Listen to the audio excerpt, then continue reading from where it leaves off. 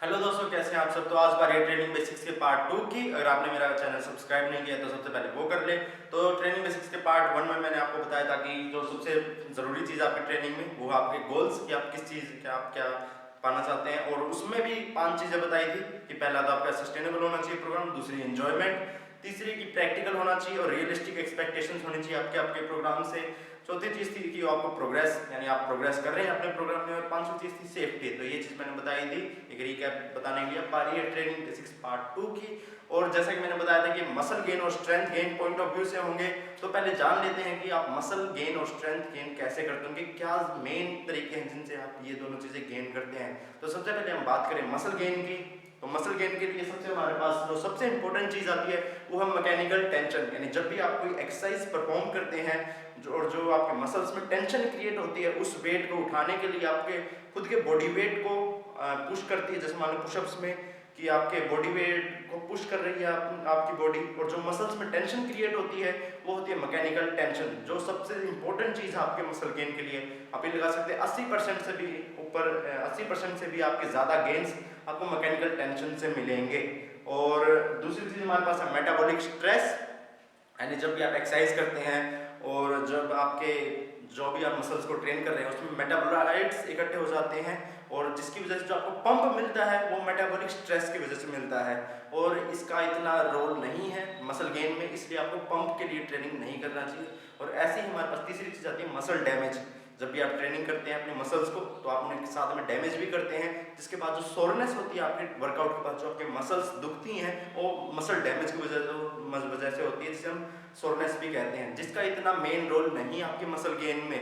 और ये भी सिर्फ रिसर्च में इसलिए पाया गया क्योंकि जब जिसके ज़्यादा सोरनेस पाई गई वो उसके मसल प्रोटीन सिंथेसिस ज़्यादा इंक्रीज हुए, इसलिए इसे भी एक कंसीडर किया गया कि मसल डैमेज से भी ज़्यादा आपकी मसल ग्रोथ होती है, क्योंकि उससे muscle protein synthesis level increase होते हैं। पर इन दोनों का इतना मेन रोल नहीं है आपके मसल ग्रोथ में, इसलिए आपको कभी भी पंप और सोरनेस के लिए ट्रेन नहीं करना चाहिए। ये आपके ट्रेनिंग के एक बाय प्रोडक्ट होने चाहिए, ना कि आपको इनके लिए स्पेसिफिकली आपको ट्रेन करना चाहिए। और खासकर तो एक नेचुरल एथलीट की, आप एक नेचुरल एथलीट हैं तो सबसे इंपॉर्टेंट चीज़ आपके लिए मैकेनिकल टेंशन, और ये जो आपको मिलेगी वो लगातार प्रोग्रेसिव ओवरलोड करने पे। और स्ट्रेंथ की बात करें तो स्ट्रेंथ के लिए सबसे इंपॉर्टेंट चीज़ हमारे strength more of A neurological thing, कि ज़्यादा न्यूरोलॉजिकल थिंग है बजाय कि मस्कुलर। और स्ट्रेंथ स्पेसिफिक, यानी जब भी आप कोई एक्सरसाइज परफॉर्म कर रहे हैं उसे ज़्यादा परफॉर्म करेंगे तो आप उसमें बेटर होंगे टाइम के साथ। तो जिस भी चीज़ को आप ज़्यादा परफॉर्म करेंगे आप उसमें बेटर होंगे। तो strength is specific to the task, जो भी आप परफॉर्म करें उसके स्पेसिफिक होती है। और स्पेसिफिक इसलिए क्योंकि जब भी आप किसी एक्सरसाइज को ज़्यादा परफॉर्म करेंगे तो उसमें आपकी सिंक्रोनाइजेशन, आपके मसल्स का वो एक साथ काम कर रही हैं, वो अच्छा होगा टाइम के साथ। अगर आप डेडलिफ्ट परफॉर्म कर रहे हैं, जो भी मसल्स, कितनी काफ़ी मसल्स काम करती हैं, वो सारी एक साथ काम करेंगी और एक आपको ज़्यादा आउटपुट आपको मिलेगा। तो टाइम के साथ आप ज़्यादा परफॉर्म करेंगे तो वो बेटर होगा। दूसरी चीज़ आती है मसल रिक्रूटमेंट ऑफ मसल्स। और यानी इसमें जब भी आप कोई एक्सरसाइज परफॉर्म करेंगे ज़्यादा, तो टाइम के साथ आप उसमें बेटर होंगे, तो जो आपकी मसल्स रिक्रूट कर रही है आपकी बॉडी उससे ज़्यादा अच्छी तरीके से करेगी। तीसरी चीज़ है रेट ऑफ कोडिंग, यानी किस रेट से आपकी मसल्स फायर हो रही हैं। आपकी जो मसल्स हैं जो भी एक्सरसाइज को परफॉर्म कर रही है, जैसे पुलअप्स है, कोई भी है, या डेडलिफ्ट है 1 रैप मैक्स के लिए, तो आप किस रेट से आपकी मसल्स फोर्स प्रोड्यूस कर रही है, आप ये भी कह सकते हैं किस रेट से फायर हो रही है। तो ये 3 चीज़ें होती हैं, ये टाइम के साथ इंप्रूव होती हैं और ऐसे आप स्ट्रेंथ अपनी इंक्रीज करते हैं। मसल गेन का भी रोल होता है आपके स्ट्रेंथ इंक्रीज करने में, पर डायरेक्ट इतना ऐसा नहीं पाया गया है। पर जितने भी हाई लेवल एथलीट पाए गए हैं स्ट्रेंथ गेम्स में, वो ज़्यादा जैक्ड भी होते हैं, यानी काफ़ी उनकी मसल्स भी होती है। तो इसलिए मसल, अगर आपकी ज़्यादा स्ट्रेंथ है तो अगर आप अपने मसल्स भी गेन करने पर फोकस करेंगे तो ज़रूर आपके स्ट्रेंथ गेन इंक्रीज करने में भी आपको मदद करेगा। अगर आप मसल गेन भी करेंगे टाइम टू टाइम अपने स्ट्रेंथ स्पोर्ट्स के साथ, तो वो भी आपको ज़रूर मदद करेगा। तो अब बारी, तो ये चीज़ें थी आप मसल गेन और स्ट्रेंथ गेन आपके कैसे वर्क करता है। अब बारी है जो सेकंड पार्ट जो मैंने बताया था कि वॉल्यूम, इंटेंसिटी और फ्रीक्वेंसी के बारे में। मैं आपको सिर्फ वॉल्यूम और फ्रीक्वेंसी के बारे में बताऊंगा।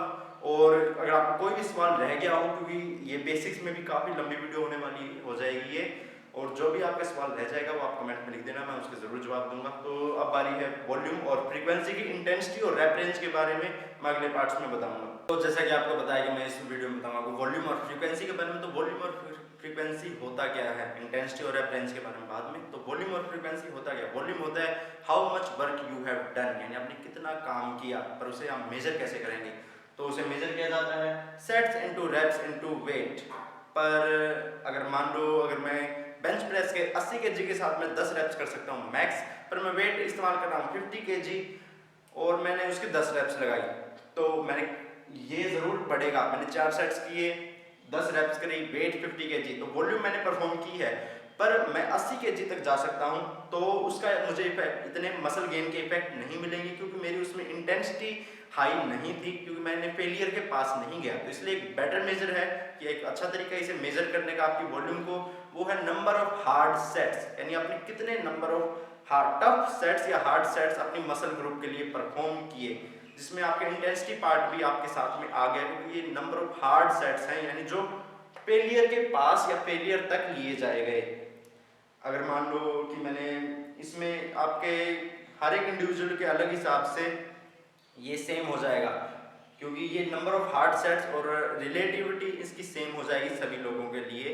क्योंकि अगर मान लो अब नंबर ऑफ हार्ड सेट्स है, तो मुझे पता है कि मुझे 80 केजी का वेट इस्तेमाल करना पड़ेगा, तो इसलिए नंबर ऑफ हार्ड सेट्स ये एक अच्छा तरीका है, इसके बजाय sets into reps into weight की बजाय ये है। पर इसके भी कुछ कमियां हैं, ऐसा नहीं है कि ये भी फुल प्रूफ है, इसकी भी कुछ कमियां जो आगे बताऊंगा। पर एक अच्छा तरीका जो आप इजी भी है थोड़ा, जो आप इस्तेमाल कर सकते हैं कि आप अपनी एक मसल ग्रुप के लिए कितने number of hard sets perform कर रहे हैं जो फेलियर के पास ट्रेन किए गए। तो अब आपको कितने नंबर ऑफ हार्ड सेट्स करने चाहिए, जो सारा डाटा अगर हम जो रिसर्चेस का लिए जाए कि एक जो जनरल रिकमेंडेशन दी जाती है, पर याद रखिएगा कि ये बिल्कुल जनरल रिकमेंडेशन है, इसमें वन साइज फिट्स ऑल वाला मामला आप लगा सकते हैं कि जो असल में नहीं होता है, पर उस हिसाब से हमें रिकमेंडेशन देनी पड़ेगी, क्योंकि हमें नहीं पता कि कोई भी अगर जो वीडियो देख रहे हैं उसके कंटेक्स्ट के बारे में, यानी वो उसके एथलेटिक बैकग्राउंड कैसा है, उसके ट्रेनिंग हिस्ट्री कैसी है, कि वो कैसे रिस्पॉन्ड करेगा। तो इसलिए जो जनरल रिकमेंडेशन हम दे सकते हैं, और जो जनरल रिकमेंडेशन होती है कि आपको कितनी वॉल्यूम परफॉर्म करनी चाहिए, वो है 10 to 20 number of hard sets पर मसल ग्रुप पर वीक आपको परफॉर्म करने चाहिए। अगर आपको चेस्ट को आपके ग्रो करना है, तो आपको 10 से 20 नंबर ऑफ हार्ड सेट्स इसके परफॉर्म करने चाहिए पर वीक, ठीक। पर 10 से 20 काफी बड़ी रेंज है। अब आप ऐसा मत सोचना कि आप शुरुआत में ही 20 से शुरू कर जाना। अगर आप एक बिगिनर है तो आपको 10 से भी कम पे शुरू करना चाहिए, क्योंकि अगर आप बिल्कुल हाई पे जाएंगे तो आप रिकवर नहीं कर पाएंगे और आपकी प्रोग्रेस आपको फिर पीछे जाना पड़ेगा, और ऐसे आप अपना काफ़ी टाइम और अपना एनर्जी वेस्ट करेंगे। इसलिए आपको हमेशा कम से शुरुआत करनी चाहिए और आप देखना चाहिए आप कैसे प्रोग्रेस कर रहे हैं, और फिर धीरे धीरे आगे जाना चाहिए। और एक ग्राफ आपको बनाया है कि ताकि आप थोड़ा समझ सकें कि आपको वॉल्यूम के इफेक्ट कैसे होते हैं और कैसे इसके लैंडमार्क्स आप होते हैं इसमें कुछ वॉल्यूम के। तो अगर आप ये है आपकी ग्रोथ और आपके number of hard sets, volume number of hard sets, और ये है आपकी मसल ग्रोथ, जो कि आप वॉल्यूम का एक main driver of muscle hypertrophy भी कहा जाता है, यानी वॉल्यूम से ही आपका मेन ड्राइवर है, इससे आपकी मसल गेन होती है। पर ऐसा कहना बिल्कुल सही भी नहीं होगा, क्योंकि जैसा बताया कि इसमें इंटेंसिटी भी होनी चाहिए आपके प्रोग्राम में, और जब वो फेलियर के पास जाएंगे तभी आपको पता तभी आपके मसल ग्रोथ करेंगे। तो इसलिए ऐसा कहना भी बिल्कुल सही नहीं होगा कि वॉल्यूम से ही सिर्फ आपका मसल गेन होती है। वॉल्यूम और इंटेंसिटी दोनों होनी चाहिए आपके प्रोग्राम में। तो अब अगर यहाँ पे आप कोई भी वॉल्यूम परफॉर्म नहीं कर रहे, आप कुछ भी ट्रेन नहीं कर रहे, तो आपकी ग्रोथ है यहाँ पे 0।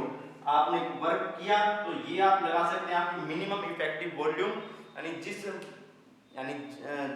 पॉइंट पे आपको विजिबल गेन्स आप तो ग्रोथ करनी शुरू कर देंगे, वो होता है आपका minimum effective volume. Doctor Mike Israel द्वारा ये वर्ड्स ये लाए गए हैं, उन्होंने इनका शुरुआत किया था, आप उनमें सर्च भी कर सकते हैं इंस्टाग्राम पे माइक इजराइल। और फिर इस पॉइंट पे, इस वॉल्यूम पे आप ये 5 सेट्स लगा सकते हैं, या फिर 6, या फिर इसे 6 लगा सकते हैं, इसे 12 और इसे 18 एक बिगिनर के लिए लगा सकते हैं ये चीज आप ये मॉडल। तो 5 नंबर सेट्स पे उसे विजिबल ग्रोथ दिखने लग गई कि उसे हाँ भाई उसकी ग्रोथ हो रही है, तो इसे हम कहते हैं मिनिमम इफेक्टिव वॉल्यूम। फिर हमारे पास आता है इस पॉइंट पे MAV मैक्सिमम एडाप्टिव वॉल्यूम, और जिसका एक पॉइंट नहीं है, इसकी एक रेंज है। तो आप ये से यहाँ से लेके ये लगा सकते हैं कि ये रेंज है जो ये है मैक्सिमम एडाप्टिव वॉल्यूम, यानी जिस रेंज में आपको सबसे ज्यादा मसल ग्रोथ मिलेगी। और एक और चीज ध्यान रखिए कि अगर मान लो आप 6 सेट्स कर रहे हैं और आप ये 8 से 14 सेट्स के बीच में लगा सकते हैं कि 8 से 14 सेट्स के बीच में आपको सबसे ज्यादा मसल ग्रोथ मिल रही है। पर ऐसा नहीं है कि आप 8 सेट्स पे आपको इतनी मसल ग्रोथ मिली तो आप 8 सेट्स और ऐड कर देंगे तो आपको उतनी ही ज्यादा और मसल ग्रोथ मिलेगी। जो आपके पहले 8 सेट्स थे उनमें आपके लगभग आपको 80% या 80 से ज्यादा भी लगा सकते हैं आप कि उतने में आपको पहले 8 सेट्स में आपको आपके 80 से 90% तक 80 से 90% आपको आपके गेन्स मिल चुके।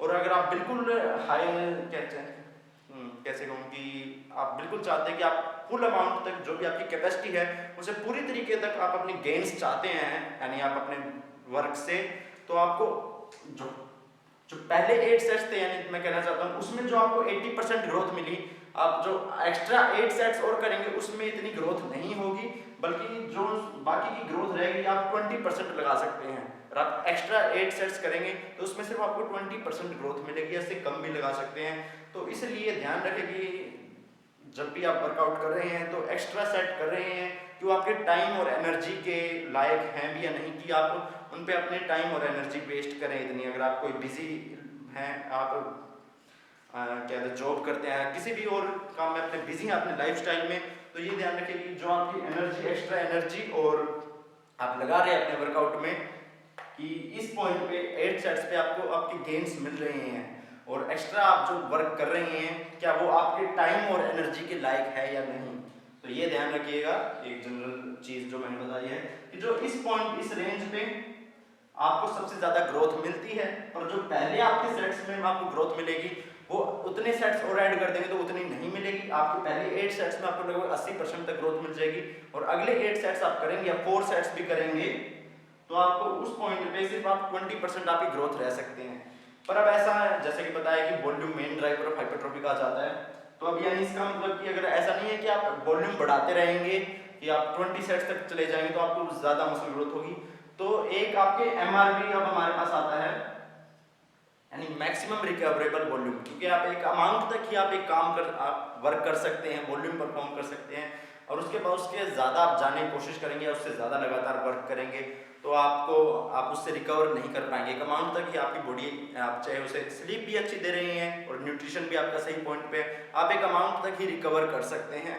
इसलिए एक मैक्सिमम रिकवरेबल वॉल्यूम का हमारे पास पॉइंट आता है, इससे ज़्यादा आप वर्क करेंगे तो आप उससे रिकवर नहीं कर पाएंगे और इससे आगे आपकी प्रोग्रेस ऊपर की बजाय नीचे जाने शुरू हो जाएगी। तो जो कि काफ़ी लोग गलतियां करते हैं कि ओवर ट्रेन, वैसे ओवर ट्रेन काफ़ी कम लोग करते हैं।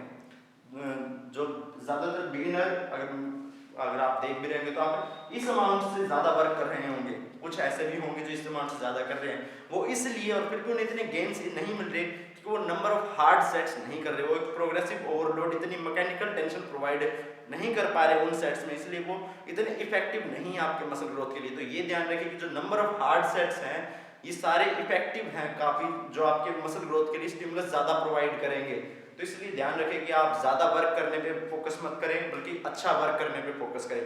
मोर isn't better, better is better, जो कि मैं काफ़ी बार कहता हूँ कि आप ये जितने भी सेट्स हैं ये आपकी मसल ग्रोथ के लिए काफ़ी ज़्यादा इफेक्टिव है, स्टिमुलस ज़्यादा प्रोवाइड किया है इन्होंने। तो ये ध्यान रखिए कि जितने भी हैं इसमें मैं सेट्स की बात कर रहा हूँ ये आपकी मसल ग्रोथ के लिए काफ़ी स्टिमुलस प्रोवाइड कर रहे हैं। तो आपके नंबर ऑफ हार्ड सेट्स हैं ये क्योंकि इसलिए काफ़ी लोग इसे ज़्यादा भी करते हैं और फिर भी उन्हें इतनी ना थकान होती और ना इतने गेन्स मिलते, क्योंकि वो नंबर हार्ड सेट्स नहीं होते उनके, वो वैसे ही वेट उठा रहे हैं ना प्रोग्रेसिव ओवरलोड प्रोवाइड कर रहे हैं। तो 10 to 20 हार्ड सेट्स पर मसल ग्रुप पर वीक एक रिकमेंडेशन, जनरल रिकमेंडेशन दी जाती है। और फिर अब आता है हमारे पास फ्रीक्वेंसी, यानी आपको कितनी बार ट्रेन करना चाहिए। तो फ्रीक्वेंसी जो सारे डाटा को कलेक्ट किया जाए तो आपको एक मसल ग्रुप कम से कम 2 हफ्ते में 2 बार ट्रेन करनी चाहिए। और वो इस वजह से ऐसा, इसका मतलब ये नहीं है कि जो अगर ब्रो स्प्लिट था कि उसमें आपको ग्रोथ नहीं होगी, ये 2 टाइम आप करेंगे तो थोड़ा सा बेटर होगा। वो इस वजह से क्योंकि अगर आप एक सेशन में 10 सेट्स परफॉर्म कर रहे हैं या आप 12 लगा सकते हैं कोई भी, या आप 10 सेट्स एक सेशन में परफॉर्म करें स्क्वाट्स के, आप आखिरी के सेट्स तक जाएंगे। अगर 8वां 9वां 10वां सेट्स तक आप एक ही सेशन में करेंगे तो आपका वेट जो आप इस्तेमाल कर रहे हैं वो भी कम हो जाएगा, क्योंकि हार्ड सेट्स थे, आप थकने लग जाएंगे, आपकी फॉर्म भी खराब होने लग जाएगी। बजाय कि आप उन 10 सेट्स को दो सेशन में डिवाइड करके आपने एक सेशन में 5 करे और दूसरे सेशन में 5 करे, तो आप उन्हें ज़्यादा वॉल्यूम के साथ क्या कहते हैं, आप अच्छी फॉर्म के साथ आप उन्हें कर पाएंगे और ज़्यादा वेट भी इस्तेमाल कर पाएंगे। इसलिए 2 टाइम आपके ज़्यादा अच्छा माना जाता है कि आपको एक मसल ग्रुप को कम से कम 2 बार ट्रेन करना चाहिए। और जो आपके मसल प्रोटीन सिंथेसिस होता है, जब आप एक्सरसाइज के बाद अपनी बॉडी को प्रोवाइड करते हैं, और फिर जो मसल प्रोटीन सिंथेसिस होता है वो आपको उसका एक्स्ट्रा स्पाइक मिलता है आपकी बॉडी को, तो उसका वो भी लगा सकते हैं कि उससे भी आपकी ज़्यादा मसल ग्रोथ हो पाती है 2 टाइम अगर आप ट्रेन करते हैं वीक में। पर फिर आप सोचेंगे कि 2 टाइम क्यों, फिर आप 3 या 6 4 बार क्यों नहीं कर रहे। तो अगर आप ज़्यादा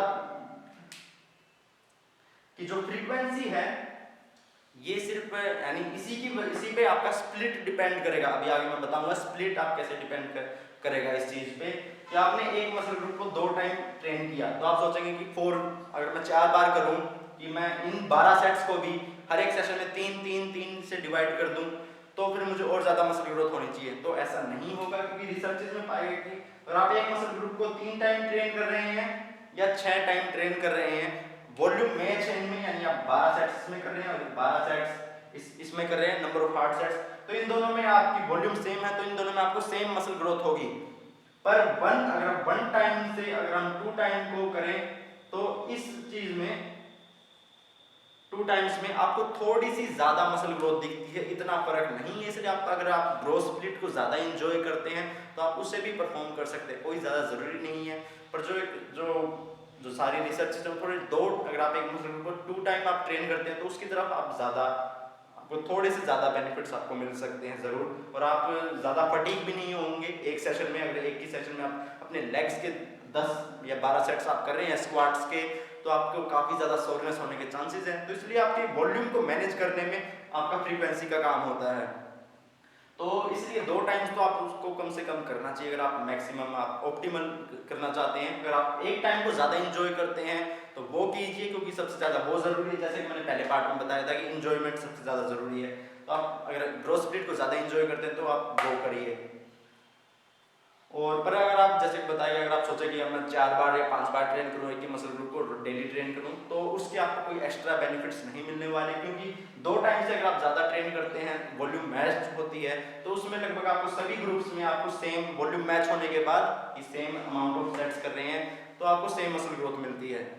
और अब बात यह है कि आप कैसे अपना स्प्लिट कैसे आप कर सकते हैं। आपके पास आपको पता चल गया कि आपको कितना वर्क करना है और कितनी बार करना है। अब बारी है कि उसे कैसे आप अपने स्प्लिट में कैसे अप्लाई करेंगे। तो आपको पता चल गया है कि आपको कितने नंबर ऑफ सेट्स परफॉर्म करने हैं, हफ्ते में कितनी बार करने हैं, एटलीस्ट 2 टाइम्स अ वीक, कितने हार्ड सेट्स करने हैं, कितनी वॉल्यूम 10 से 20। तो आप उसे कैसे अपने स्प्लिट में आप यूज कर सकते हैं। और ये मसल ग्रुप्स के दिए हैं, इसके भी मैं आपको थोड़ी देर में बताने वाला हूँ क्यों लिखा हुआ है। और एक और चीज़ याद रखिएगा कि जो भी मैं आपको बता रहा हूँ ये काफ़ी जनरल रिकमेंडेशन है, आप वन साइज फिट्स ऑल के तरीके से मैं आपको बता रहा हूँ कि जो अगर मैंने आपको बताया कि 10 से 20 सेट्स, क्या पता आपको 8 सेट्स में आपके बैक की मसल ग्रोथ अच्छी हो रही हो। तो इसलिए हमेशा लो से शुरुआत कीजिए और फिर धीरे धीरे जाइए। 20 सेट्स पे कभी भी मत जाइएगा, ये काफ़ी एडवांस लेवल एथलीट्स के लिए था। इसमें बिगिनर से लेके एडवांस लेवल के एथलीट जो बॉडी बिल्डर हैं, जो प्रोफेशनल, उन तक आ गया और उन्हें क्या पता थोड़ी बहुत ज़्यादा भी करनी पड़े। तो इसलिए काफ़ी जनरल रिकमेंडेशन है, पर जो एक जनरल आप कह सकते हैं कि जो एक बाल पार्क आप कह सकते हैं, जो एक रेंज जो 10 से 20 जो रिसर्चेज में पाया गया वो 10 से 20 है। तो आप ये जरूर ध्यान रखिएगा कि मैं जो आप देख रहे हैं वीडियो की, मैं आप ही के लिए नहीं बता रहा हूँ, मैं सभी जो सारे वीडियो देख रहे हैं उनके लिए, सबके लिए बता रहा हूँ। तो एक काफ़ी जनरल तरीके से मैं बता रहा हूँ, तो ये ध्यान रखिएगा। और जैसे कि मैंने आपको ग्राफ में बताया था कि आप उसका भी ध्यान रखिएगा कि आप मिनिमम इफेक्टिव वॉल्यूम की जो मैक्सिमम एडेप्टिव वॉल्यूम की उस रेंज में आपको सबसे ज़्यादा ग्रोथ मिलेगी, और मैक्सिमम रिकवरेबल वॉल्यूम। और ये चीज़ आपके आपके इंडिविजुअल पे डिपेंड करती है, आपकी ट्रेनिंग हिस्ट्री पे, आपके जेनेटिक्स पे, आपके एथलेटिक बैकग्राउंड पे, आपके स्लीप कैसी है, आपका न्यूट्रिशन कैसा है। कि आपकी स्लीप और न्यूट्रिशन पॉइंट पे नहीं है तो आपकी मैक्सिमम रिकवरेबल वॉल्यूम अपने आप कम हो जाएगी। आपका एथलेटिक बैकग्राउंड है तो आपकी मैक्सिमम रिकवरेबल ज़्यादा होगी। आपकी जेनेटिक्स कैसे है, तो और काफ़ी सारे रीजंस इन पे डिपेंड होगा। अगर आपको समझ में नहीं आ रही है चीज़ें तो एक अच्छा कोच ले लीजिए जो आपकी सारी चीज़ें संभाले और आपको इस चीज़ में चिंता ना करनी पड़े बजाय सप्लीमेंट्स पे खर्च करने के। तो आप ऐसा भी कर सकते हैं, और पर ये ध्यान रखें कि आप खुद करना चाह रहे हैं तो हमेशा कम से शुरुआत कीजिए। और मैं ये जो बता रहा हूँ ये काफ़ी जनरल रिकमेंडेशन से है। तो पर बात करते हैं स्प्लिट की कि आपको कौन सा स्प्लिट अब करना चाहिए। जैसा कि मैंने बताया कि 2 टाइम्स आपको कम से कम होना चाहिए, पर वो ज़रूरी नहीं है। आप ब्रो स्प्लिट में, ये ब्रो स्प्लिट इसमें ज़्यादा एंजॉय करते हो तो आप ये भी कर सकते हैं। तो हमारे पास आ गए 10 से 20 सेट्स। अब मैं शुरुआत करूंगा 10 सेट से, और या 12 सेट्स ले लेते हैं कि आपको 12 सेट्स हैं, कोई बिगिनर है उसके एग्जांपल से कि आपको 12 सेट्स करने हैं। तो आप आपके चेस्ट के आपको 12 सेट्स करने, तो आप फुल बॉडी के प्रोग्राम में कैसे करेंगे। तो आप यहाँ पे 3 सेट्स कर सकते हैं, यहाँ पे 3, यहाँ पे 3 और यहाँ पे भी 3 सेट्स आप ऐसे कर सकते हैं अपने चेस्ट के। और एक और जो सवाल काफी लोग पूछते हैं कि क्या हम चेस्ट को या बेंच प्रेस या पुशअप्स हम रोज कर सकते हैं, क्या हम एब्स को डेली ट्रेन कर सकते हैं। तो वो डिपेंड करेगा कि आप कितनी वॉल्यूम आप एक सेशन में परफॉर्म कर रहे हैं, कि आप उसे इतनी आप इंटेंसिटी के साथ कर भी रहे हैं कि आपकी उससे जरूरत कि अगर आप मान लो 20 सेट्स आप एक सेशन में अगर आपने 12 नंबर ऑफ हार्ड सेट्स आपने परफॉर्म किए अपने चेस्ट के लिए एक सेशन में आप वो कर चुके, और फिर आपकी बॉडी को रिकवर करने की ज़रूरत है, तो आप एक ही सेशन में 12 सेट्स कर चुके तो आप अगले सेशन में 12 सेट्स और क्यों करना चाहेंगे। तो वो डिपेंड करेगा कि आप किस इंटेंसिटी के साथ, किस वॉल्यूम के साथ आप एक सेशन में ट्रेन कर रहे हैं अपनी उस मसल को, तभी डिपेंड करेगा कि आप उसे हफ्ते में कितनी बार ट्रेन कर सकते हैं। जैसे कि आप दिखाया, अगर आप चेस्ट को सिर्फ हफ्ते में एक दिन में सिर्फ 3 सेट्स परफॉर्म कर रहे हैं तो अगले दिन आप आसानी से उसके दोबारा ट्रेन कर सकते हैं 3 सेट्स के लिए। पर अगर आप एक ही सेशन में उसे 12 सेट्स कर रहे हैं, नंबर ऑफ हार्ड सेट्स की बात कर रहा हूं मैं, अगर आप ऐसे वेट को हिला रहे हैं बिना किसी एफर्ट के, तो आप जरूरी उसे डेली ट्रेन कर सकते हैं। और अगर आप एक मसल ग्रुप को अच्छी तरीके से ट्रेन करेंगे एक दिन में, तो आप उसे डेली आप ट्रेन कर भी नहीं पाएंगे कभी भी। तो ये डिपेंड करेगा कि आप कितनी इंटेंसिटी और कितनी वॉल्यूम के साथ आप ट्रेन कर रहे हैं एक दिन में। क्योंकि काफ़ी लोग पूछते हैं कि क्या मैं एब्स डेली कर सकता हूँ, क्या मैं बेंच प्रेस या पुशअप्स डेली कर सकता हूँ, क्या मैं पुलअप्स डेली कर सकता हूँ। तो आप डिपेंड करेगा कि आप एक सेशन में कितनी इंटेंसिटी के साथ उसे परफॉर्म कर रहे हैं। तो फुल बॉडी में हमारे पास आ गया कि आप ऐसे अपने चेस्ट की वॉल्यूम को स्प्लिट कर सकते हैं, या फिर अपने बैक को भी इस तरीके से। हमारे पास बीच में एक रेस्ट डे भी आ गया क्योंकि रेस्ट भी काफ़ी ज़रूरी है। फिर हमारे पास सैटरडे संडे आप लगा सकते हैं कि इन दोनों के हमारे पास साथ में रेस्ट आ गए। अपर लोअर के स्प्लिट में आप कैसे कर सकते हैं, आप इस सेशन में 6 सेट्स कर सकते हैं और इस सेशन में 6 सेट्स कर सकते हैं अपने चेस्ट के लिए। और ये एक्सरसाइज की वीडियो में मैं आपको जो अगले पार्ट होंगे उसमें बताऊंगा कि एक्सरसाइज को कैसे आपको करना चाहिए। पर एक बार मैं आपको नंबर ऑफ सेट्स कर रहा हूँ, ऐसा नहीं है कि आप 12 सेट्स है तो 12 सेट्स ऑफ बेंच प्रेस करनी है। आपकी वेरिएशन होनी चाहिए एक्सरसाइज में, क्योंकि तभी आप अच्छी तरीके से उस मसल को ट्रेन कर पाएंगे। तो मैं नंबर ऑफ सेट्स बता रहा हूँ, एक्सरसाइज अगली वीडियो में होगी क्योंकि ये ज़्यादा ज़रूरी चीज़ है। तो आप अपर लोअर स्प्लिट कर रहे हैं, आप ये भी फॉलो कर सकते हैं। तो आप 6 सेट्स यहाँ पे, 6 सेट्स यहाँ पे। और ध्यान रखिए कि अगर आप एक बिगिनर हैं तो आपको डेली ट्रेन करने की जरूरत भी नहीं है, आप आसानी से सेम अमाउंट ऑफ गेन्स आप 4 दिन के वर्कआउट में भी पा सकते हैं। तो ये जरूर ध्यान रखिए क्योंकि आपको कम अमाउंट ऑफ वॉल्यूम की जरूरत है। तो इसलिए आपको ये जरूर ध्यान रखिए कि आप अगर डेली जिम में जा रहे हैं तो उसका कुछ फायदा है भी या नहीं, और सिर्फ जिम के बजाय आपकी वैसे सोशल लाइफ भी होनी चाहिए बजाय कि जिम के, ये जरूर ध्यान रखिए। तो आप ऐसे अपने 6 सेट्स यहाँ पे, 6 सेट्स यहाँ पे कर सकते हैं। अगर आप चेस्ट को एक ही दिन में ट्रेन कर रहे हैं तो 12 सेट्स आपके यहाँ पे होंगे। और पुश पुल लेग्स जो एक और हमारे पास काफी कॉमन स्प्लिट आता है, तो उसमें भी आप यहाँ पे 6 सेट्स और यहाँ पे 6 सेट्स आप अपने चेस्ट के परफॉर्म कर सकते हैं। और इस तरीके से आप अपना पूरा प्रोग्राम बना सकते हैं कि आपने इस सेशन में आपने 3 सेट चेस्ट के किए, आपके 3 सेट्स बैक के हो गए, और इस तरीके से आप अपना पूरा प्रोग्राम बना सकते हैं वैसे ही। और ये जरूरी नहीं है कि आप यही प्रोग्राम करें। स्प्लिट जो होता है, ट्रेनिंग स्प्लिट, वो सिर्फ आपकी जो वॉल्यूम है, यानी ये वॉल्यूम आप कर रहे हैं, उसे मैनेज करने का तरीका है। अब काफी लोग पूछते हैं कि क्या मैं ये स्प्लिट फॉलो कर रहा हूँ, क्या मैं ठीक कर रहा हूँ। तो उससे मुझे कुछ नहीं पता चल रहा कि हाँ ज़रूर आप ये स्प्लिट फॉलो कर रहे हैं। आपको इन जैसे कि बताया कि सेम स्प्लिट में आपको सेम रिजल्ट्स मिल सकते हैं, अलग अलग स्प्लिट में भी आपको सेम रिजल्ट्स मिल सकते हैं।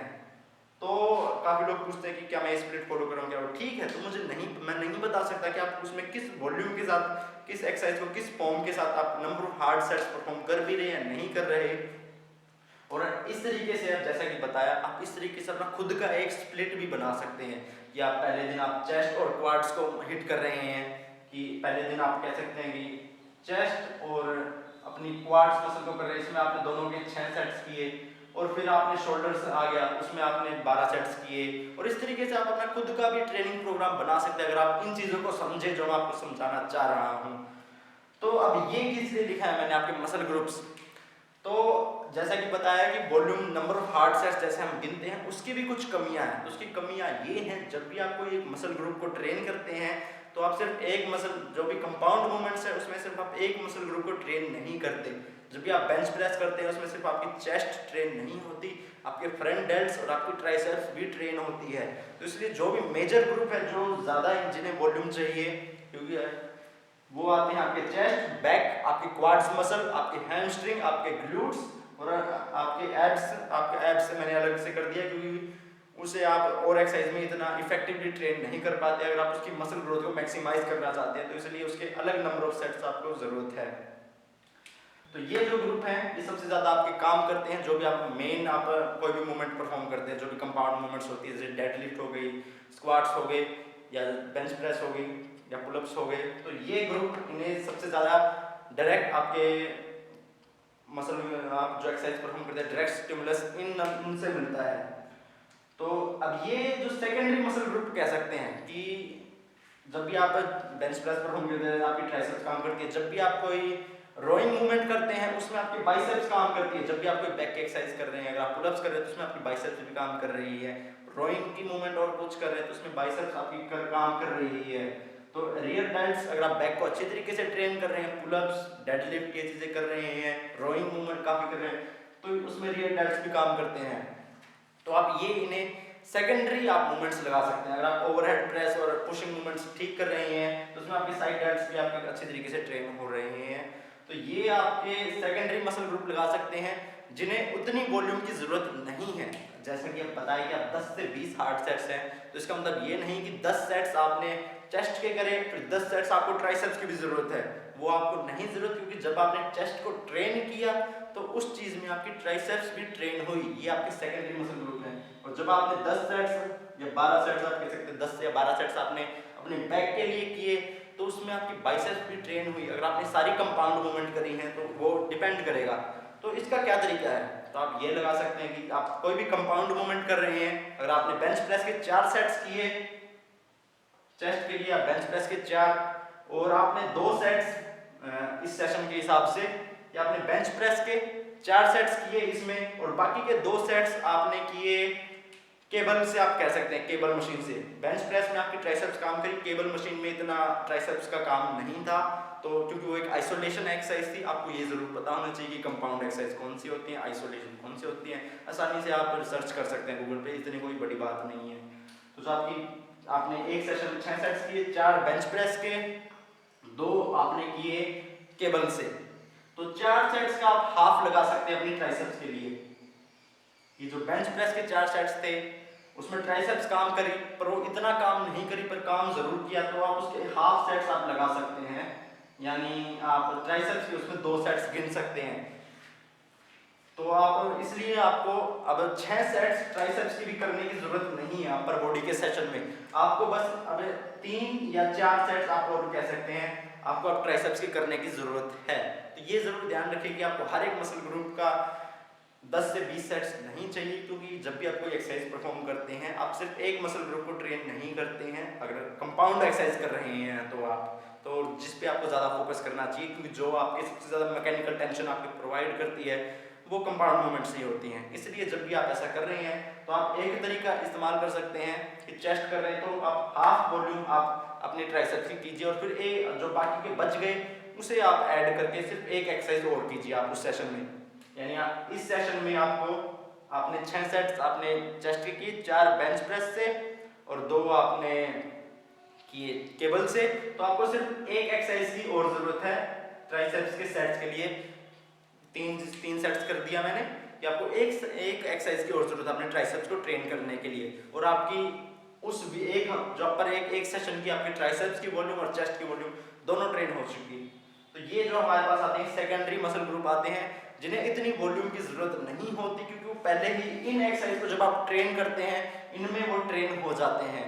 और जो आखिरी का हमारे पास एक तीसरा, वो मैंने इसलिए लिखा फ्रंट डेल्ट्स को, इसलिए क्योंकि ये काफी ज्यादा, जब भी आप कोई पुशिंग की मूवमेंट करते हैं ये हर एक में आपके काम करता है, इसलिए फ्रंट डेल्ट्स को काफी कम की जरूरत की आप लगा सकते हैं। कि काफी लोगों को डायरेक्ट, यानी आप डायरेक्ट जो फ्रंट रेजेस करते हैं और कोई भी आप फ्रंट डेल्टोइड्स के लिए स्पेसिफिक एक्सरसाइज की आपको जरूरत नहीं है, क्योंकि आप पहले ही इन चीजों में से काफी ज्यादा ट्रेन कर रहे हैं। और ये एक रिसर्च में पाया गया था कि जो नॉर्मल काफी बॉडी बिल्डर या नॉर्मल लोगों के फ्रंट डेल्टोइड्स ज्यादा डेवलप होते हैं बजाय कि उनके रियर डेल्टोइड्स के। 62% ज्यादा फ्रंट डेल्टोइड्स डेवलप होते हैं बजाय कि रियर डेल्ट्स के उनके। तो इसलिए फ्रंट डेल्टोइड्स के लिए स्पेसिफिक एक्सरसाइज, आइसोलेशन की एक्सरसाइज की आपको काफी कम जरूरत है, काफी कम चांसेस हैं। और आपके अंडर डेवलप्ड हैं तो जरूर कीजिए। जो मैंने एक जनरल चीज बताई है आपको काफी कम की जरूरत होती है। तो ये था कि आप अपना खुद का स्प्लिट ऐसे आप कर सकते हैं। आपको जो वॉल्यूम आपको 10 से 20 बताई, उसे किस तरीके से अपनी चेस्ट के लिए आप करना है, एक रिकैप बता देता हूँ। मसल कैसे ग्रोथ होती है, मैकेनिकल टेंशन सबसे ज्यादा जरूरी, उसके लिए प्रोग्रेसिव ओवरलोड सबसे ज्यादा जरूरी, और उसके बारे में अगली मैं कैसे बता और एक्सप्लेन में बताऊंगा। मैकेनिकल टेंशन सबसे ज्यादा जरूरी, मेटाबॉलिक स्ट्रेस, मसल डैमेज आपके बाय प्रोडक्ट होने चाहिए, यानी पंप और सोरनेस बाय प्रोडक्ट होना चाहिए। स्ट्रेंथ कैसे इंक्रीज होती है, आपके synchronisation, recruitment of muscles, rate of coding. फिर आपको वॉल्यूम कैसे हम करते हैं count, number of hard sets एक अच्छा तरीका है, बजाय कि sets into reps into weight हर एक उसमें करेंगे, तो उसमें इंटेंसिटी का पार्ट नहीं है। इंटेंसिटी का मतलब क्या होता है, इंटेंसिटी होता है प्रोक्सिमिटी टू, या आपके 1 रैप मैक्स के रिलेटिव आप कितना थे। अगर आपका 1 रैप मैक्स 100 kg है, आप 90 kg के साथ ट्रेन कर रहे हैं, तो 90% आपकी इंटेंसिटी हो गई उसमें, जिसके बारे में मैं अगली वीडियो में और अच्छी तरीके से बताऊंगा, क्योंकि अब पहले ही काफी ज्यादा इंफॉर्मेशन हो गई होगी इंटेंसिटी और रैप रेंज के बारे में। कि अब मैंने आपको सेट्स तो बता दिए कि अब आप कितना वेट इस्तेमाल कर रहे हैं। इंटेंसिटी का आप ये भी कह सकते हैं कि कितना हैवी और किस रैप्स के साथ आपको करना है, वो होगा अगली वीडियो में। पर जो जैसे कि बताया कि वॉल्यूम 10 से 20, और वॉल्यूम का जो आपको ग्राफ बताया था कि मैक्सिमम अडप्टिव वॉल्यूम की एक जो रेंज है कि 8 से आप 12 सेट्स के बीच में कह सकते हैं एक बिगिनर के लिए, कि ये रेंज सही है कि जिसमें सबसे ज़्यादा ग्रोथ करेगा। पर पहले 8 सेट्स में जितनी जो कोई भी ग्रोथ करेगा उतने अगले और ऐड करेंगे, तो उसमें उतनी ग्रोथ नहीं होने वाली।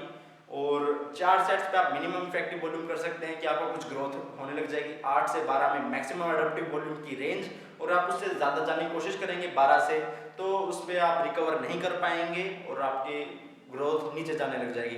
नंबर ऑफ हार्ड सेट्स हैं, ये जरूर ध्यान रखिए कि एफर्ट वो फेलियर के पास थे, और वो आपको तभी पता चलेगा कि आप फेलियर के पास हैं या नहीं है जब आप टाइम टू टाइम फेलियर के पास ट्रेन करते रहें। पर इसका मतलब ये भी नहीं है कि आपको हमेशा फेलियर के पास ट्रेन कर, फेलियर तक ट्रेन करना चाहिए, क्योंकि जब भी आप फेलियर तक ट्रेन करते हैं, फेलियर के पास ट्रेन करते हैं, तो आपकी मसल ग्रोथ सेम होती है, पर आपकी फटीग काफ़ी ज़्यादा होती है जब आप फेलियर तक ट्रेन करते हैं।